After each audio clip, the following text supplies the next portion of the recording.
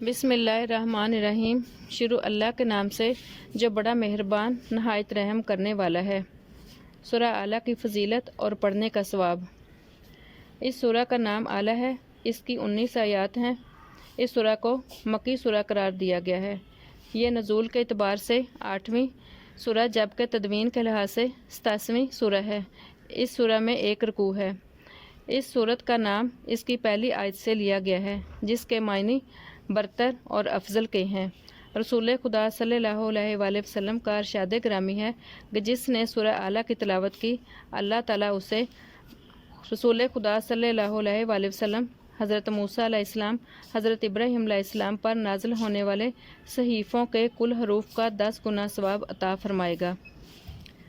شیخ صدوق رحمۃ اللہ علیہ نے حضرت امام جعفر صادق علیہ السلام سے روایت کی ہے، جو شخص واجب یا مستحب نماز میں سورہ اعلیٰ کی تلاوت کرے تو قیامت کے دن اس کو کہا جائے گا کہ جنت کے جس دروازے سے چاہو داخل ہو جاؤ۔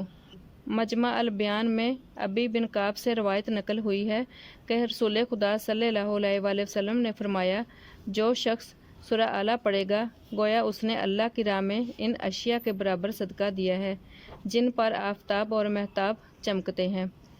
امام جعفر صادق علیہ السلام فرماتے ہیں، جو واجب یا مستحب نماز میں سورہ اعلیٰ کی تلاوت کرے گا انشاءاللہ قیامت والے دن اسے کہا جائے گا کہ جس دروازے سے تمہارا جی چاہے جنت میں داخل ہو جاؤ۔ رسول خدا صلی اللہ علیہ وآلہ وسلم فرماتے ہیں، جو شخص عید کی باجماع نماز پڑھنے کے بعد 4 رکعت نماز پڑھے جس کی پہلی رکعت میں سورہ اعلیٰ پڑھے تو گویا اس نے اللہ کی نازل کی گئی تمام کتابوں کی تلاوت کی ہے۔ اگر دوسری رکعت میں سورہ اعلیٰ پڑھے تو جس جس چیز پر سورج چمکتا ہے اس کی تعداد کے برابر اسے ثواب ملے گا۔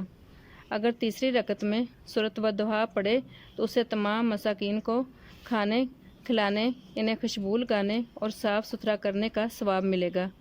اگر چوتھی رکعت میں 10 مرتبہ سورہ توحید پڑھے تو اللہ تعالیٰ اس کے گزشتہ اور آنے والے 50 سالوں کے گناہ معاف کر دے گا۔ یاد رہے کہ تمام تر مستحب نفلی نمازیں 2 2 رکعت کی نیت سے ادا کی جاتی ہیں۔